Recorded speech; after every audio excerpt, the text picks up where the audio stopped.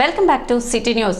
రౌడీయిజాలు, గల్లీ గల్లీలో గంజాయి విక్రయాలు ఇకనైనా ఆపేయాలి. వచ్చేది టీడీపీ ప్రభుత్వం అన్యాయం, అరాచకాలపై ఉక్కుపాదం మోపుతుంది.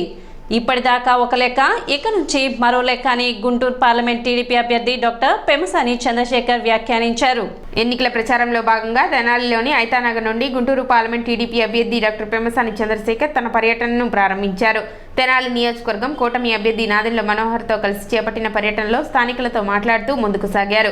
పెమ్మసాని చంద్రశేఖర్ మాట్లాడుతూ జాబ్ క్యాలెండర్ ఇస్తానని చెప్పి అధికారంలోకి వచ్చిన జగన్ ప్రతి ఏటా జాబ్ విషయం మర్చిపోయి సాక్షి క్యాలెండర్ విడుదల చేస్తున్నారు. రాజధాని ప్రాంతాన్ని శ్మశానమని వ్యాఖ్యానించిన జగన్ ఆ పార్టీ నాయకులు ఆ శ్మశానంలో పేదలకు ఇళ్ల పట్టాలు ఎందుకు ఇచ్చారు అంటే పేదలను కాటికాపరులుగా భావించడం ఈ ప్రభుత్వం ఉద్దేశమా?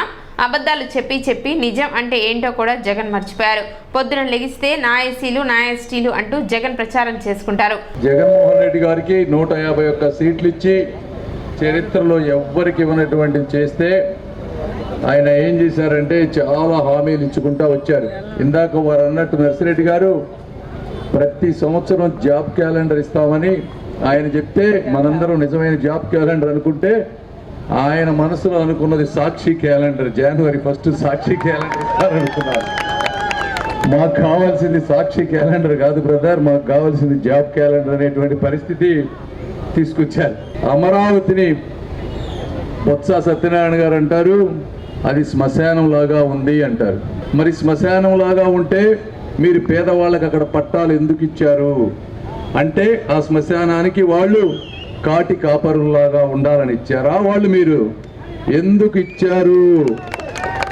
అక్కడ జోన్లుగా విభజించి చంద్రబాబు నాయుడు గారు ఒకటి ఐటీ హార్డ్వేర్ పార్కుగా 2500 ఎకరాలు, అదేవిధంగా 2500 ఎకరాలు పేదలకి భూమిస్తే దీన్ని అక్కడ మార్చి ఆ రాజధానిని పూర్తిగా అంటే మళ్ళీ చరిత్రలో పొరపాటును కూడా అది క్యాపిటల్గా డెవలప్ అవ్వకుండా ఉండాలి అనే విధంగా తయారు చేసినటువంటి దుర్మార్గపు ముఖ్యమంత్రి ఈ జగన్మోహన్ రెడ్డి గారు. ఆయనంతకు ముందు నేను కులాలు చూడను అంటే నిజమే అనుకున్నాం. చివరికి ఆయన వచ్చిన తర్వాత కేవలం ముఖ్యమంత్రి స్థాయి నుంచి ఒక వర్గ తాబేదారుగా మారిపోయి మిగిలిన వాళ్ళ కళ్ళు పొడుస్తాడని ఎవ్వరు కూడా ఊహించలేకపోయారు. అబద్ధాలు చెప్పి నిజమేమిటో కూడా మర్చిపోయేటువంటి పరిస్థితి. మందు మొత్తం మాఫీ చేస్తానన్నారు 3 దశలుగా, కేవలం 5 స్టార్ హోటల్స్లో మాత్రమే ఉంటుంది అన్నారు. అయితే మందు మాఫీ చేయకపోగా ఎన్నోసార్లు రేట్లు పెంచారు. కొత్త బ్రాండ్లు 30కి పైగా కొత్త బ్రాండ్లు తీసుకొచ్చారు.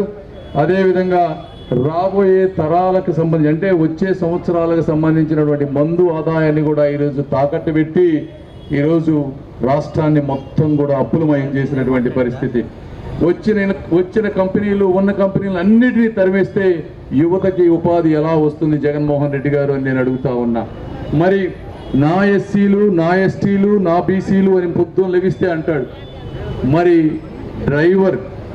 ఒక డ్రైవర్ని చంపి డోర్ డెలివరీ చేశారు. మరి అది ఎలా? ఇంకొకటి డాక్టర్ సుధాకర్ గారు మాస్క్ అడిగిన పాపానికి ఒక మానసిక రోగిగా చిత్రీకరించి మరి వారిని కూడా చంపేశారు.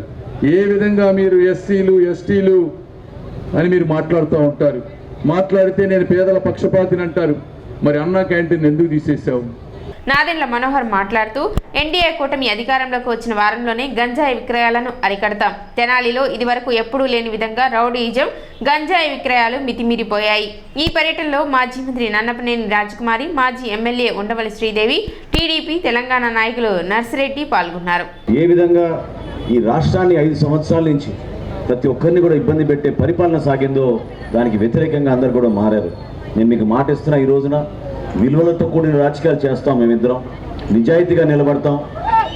ఎక్కడ కూడా పొరపాటు జరగకుండా, అవినీతికి ఎక్కడ తావు ఇవ్వకుండా చేసే ప్రతి కార్యక్రమం ఎవరైతే అర్హత ఉందో ఆ పేదవాడిని కాపాడుకునే విధంగా మంచి సంక్షేమ కార్యక్రమాలు, అదేవిధంగా అభివృద్ధి కార్యక్రమాలు చేసి మరొకసారి తెనాలికి ఆ పూర్వ వైభవం తీసుకొచ్చే విధంగా అందరం కూడా కలిసి ముందుకెళ్దాం. ఈ సందర్భంగా నేను మీకు గుర్తు చేస్తున్నాను, నేను 2 విషయాలపైన నేను ప్రస్తావించాను నా ఎలక్షన్ క్యాంపెయిన్ మొత్తంలో. మొట్టమొదటిది తెనాలి నుంచి విజయవాడకు వెళ్ళే రహదారి అది 4 లేన్ల రహదారిగా మార్చాల్సిన అవసరం ఖచ్చితంగా ఉంది. అదేవిధంగా తెనాలి నుంచి గుంటూరుకు వెళ్ళే రహదారిని కూడా 4 లేన్ల రహదారిగా దాన్ని మార్చాలి. రెండు ముఖ్యమైన అంశం, ఎందుకంటే ఐతానగర్లో కూడా మీరు చూశారు ఎటువంటి సంఘటనలు జరుగుతున్నాయో. లా అండ్ ఆర్డర్ చాలా బలంగా ఎన్ఫోర్స్ చేస్తాం మనం ఇక్కడ. ఎవ్వరు కూడా వాళ్ళ లైన్ దాటి పరిధి దాటి వాళ్ళు వ్యవహరిస్తే ఎంతటి వారైనా సరే సహించే పరిస్థితి కాదు. గంజాయి తెనాల్లో గంజాయి విక్రయం ఒక్క వారం రోజుల్లోనే దాన్ని మూసివేసే విధంగా ప్రభుత్వం రాగానే ఆ ఏర్పాటు చేస్తాం. ఎంతోమంది తల్లుల ఆవేదన, ఎంతోమంది విద్యార్థులు వాళ్ళు పాపం తెలియక బానిసలైపోయి ఎంత నష్టం జరుగుతుందో మన సమాజానికి మీ అందరికీ తెలుసు. వాళ్ళందరికీ మనం బాసటగా నిలబడాలి, ఒక మార్పు తీసుకురావాలి. ఎట్టి పరిస్థితుల్లో కూడా బలమైన లా అండ్ ఆర్డర్ ఎన్ఫోర్స్ చేసి గంజాయి విక్రయం మాత్రం తెనాల్లో వారం రోజుల్లోపే మూసివేసే ప్రక్రియ 100% చేస్తామని, భవిష్యత్తులో కూడా మనం అందరం ఇదే విధంగా కలిసి పనిచేసుకుందాం. రాజా గారు కొంతవరకు అభివృద్ధి కార్యక్రమాలు ముందు సాగించారు, ఇంకా చేయాల్సిన చాలా ఉంది. ముగ్గురం కలిసి ఈ ప్రాంతానికి, మన ప్రజలకి, కార్యకర్తలకి, నాయకులకి అండగా నిలబడే విధంగా మరొకసారి ఇందాక అన్నట్టు తెనాలికి మరొకసారి ఆ కీర్తి ప్రతిష్ట తీసుకొచ్చే విధంగా అందరం కలిసి పనిచేసుకుందాం. విలువలతో కూడిన రాజకీయాలు చేసుకుందాం.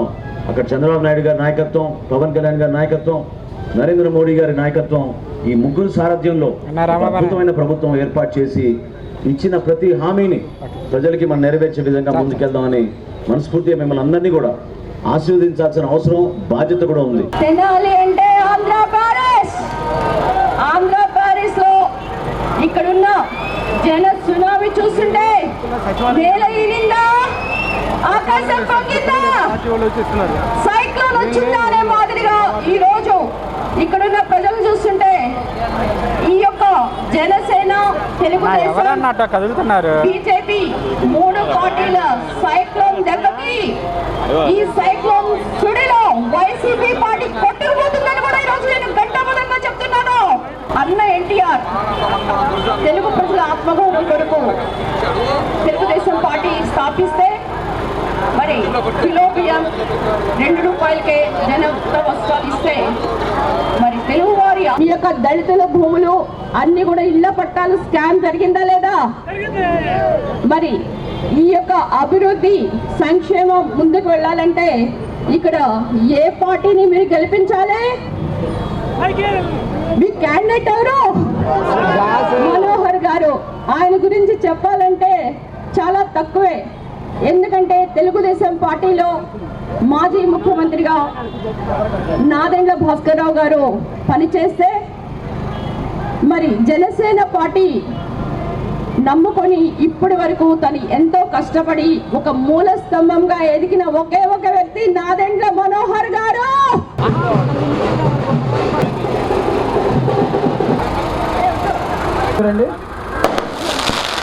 ఐతనారు తెలుగుదేశం కార్యక్రమాలందరినీ ముందుకు పెట్టండి. 1,87,000 మంది సీసీ రోడ్లు వేశాడు. ఏ రోజు కూడా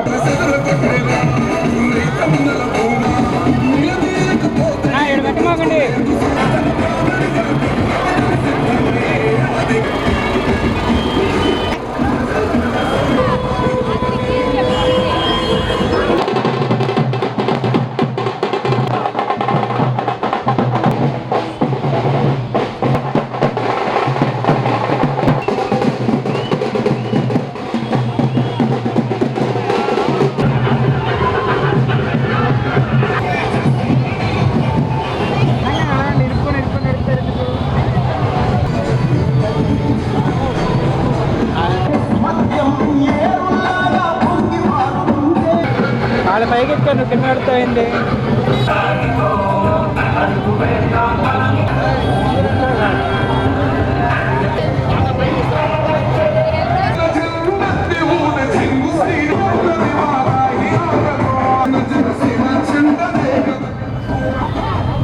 అప్పులు తప్ప అభివృద్ధి లేదు. ఇవాళ కూల్చడం తప్ప కట్టడం లేదు. లూటీ తప్ప ఐటీ లేదు. షాడీలం తప్ప టూరిజం లేదు. ఇవాళ జగన్మోహన్ రెడ్డి పరిపాలన మొత్తం దోచుకోవడం, దాచుకోవడం ఏకైక ఎజెండాతో ముందుకు పోతున్నాడు. ఖజానాని ఖాళీ చేసిండు, సహజవనాలను లూటీ చేసిండు, రిషికొండకు గుండు కొట్టిండు. ఇవాళ ల్యాండ్ టైటిల్ యాక్టర్స్ తోటి మన ఆస్తికి ఎసరు పెడుతున్నాడు. 100 ఎలుకలు తిన్న పిల్లి తీర్థయాత్రలు పోయినట్టు మళ్ళొక్క అవకాశం వేయండి మనల్ని అడిగేటువంటి పరిస్థితిలో ఉన్నాడు. గతంలో ఒక్క అవకాశం అని అడిగితే ఇచ్చిన పాపానికి ఇంట్లో వెలుగువాయే, బడిలో తెలుగువాయే, నదిలో ఇసుకవాయే, గుడిలో విగ్రహాలు వాయే, నీరాలు మెరిగిపాయే, దూరాలు తరిగిపాయే, పరిశ్రమలు పారిపాయే, రాష్ట్రాలు అప్రమయమాయే, ఆస్తులు తరగకవాయే, తల్లికి గౌరవ అధ్యక్ష పదవికి వాయే, చెల్లికున్న ఆస్తి వాయే, బాబాయిని పైకి పంపిండు, బాబుని జైలుకు పంపిండు. అడిగేటువంటి పరిస్థితి ఉంది. అందుకనే జగన్మోహన్ రెడ్డి ఎన్నికల ముందు చాలా చెప్పిండు. మా అక్కలకు నెత్తిల చేతులు పెట్టిండు, నుదిటికి ముగ్గులు పెట్టిండు, చెంపకి చెంపలు పెట్టిండు, దవడ గంధం పెట్టిండు, ఈపుల చేతులు పెట్టిండు. అధికారులకు వచ్చిన తర్వాత నిండా ముంచిండా లేదా అని మీ అందరికి అడుగుతున్నా.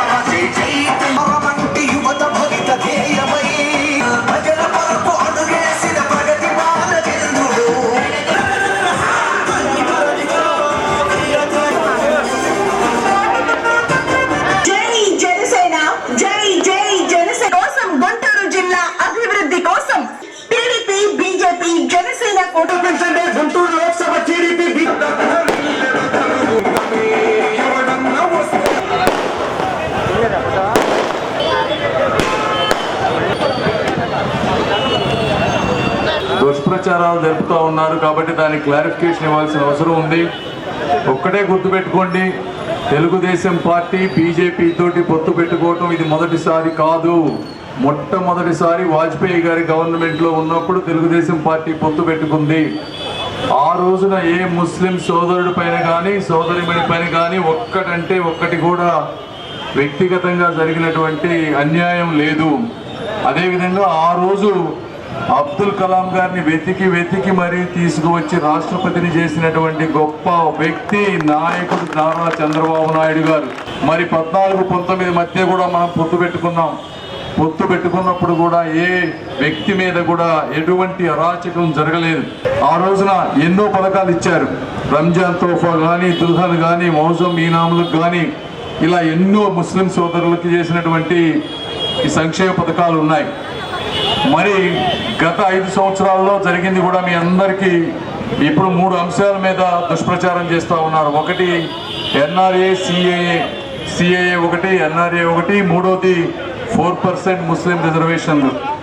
ఈ ఎన్ఆర్ఏ సిఏఏ అనే బిల్లులు ఎప్పుడు వచ్చినాయో మీరు ఒకసారి ఆలోచించాలి. 2019కి ముందు రాలేదు ఇవి వచ్చినవన్నీ కూడా 2019 తర్వాత జగన్మోహన్ రెడ్డి గారికి 31 మంది ఎంపీలు లోక్సభ రాజ్యసభలో కలిసి ఉన్నప్పుడు వచ్చినటువంటి బిల్లులు ఇవి. ఈ బిల్లుల మీద ప్రశ్నించడం దేవుడెరుగు, కనీసం చర్చ కూడా జరపనటువంటి పార్టీ వైఎస్ఆర్ కాంగ్రెస్ పార్టీ. ఆ బిల్లుల మీద ఓటేసిన వ్యక్తి విజయసాయి రెడ్డి గారు. ఇది వాస్తవం కాదా అని అడుగుతా ఉన్నా. గత 5 సంవత్సరాల్లో జగన్మోహన్ రెడ్డి గారు ఏ పార్టీకి సపోర్ట్ చేశారు?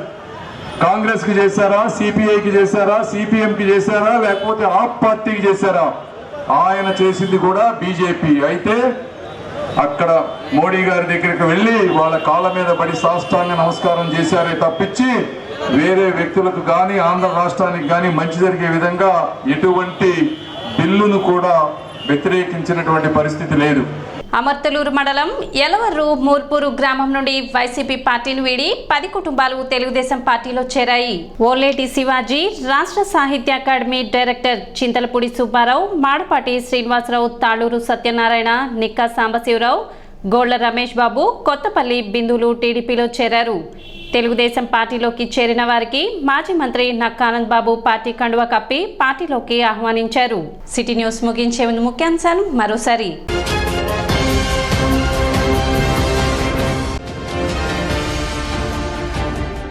మాజీ మంత్రి ఆలపాటి రాజేంద్ర ప్రసాద్ సమక్షంలో టీడీపీలో చేరిన కొలకలూరు గ్రామ వైసీపీ నేతలు.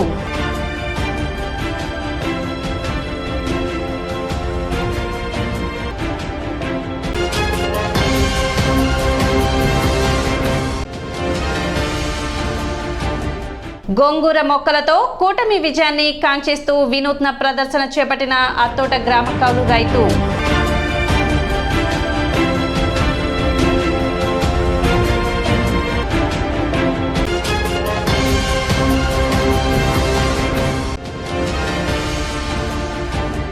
కళాకారుల సంక్షేమాన్ని ఏ పార్టీ పట్టించుకోదా అని ప్రశ్నించిన మా వ్యవస్థాపక అధ్యక్షులు దిలీప్ రాజా.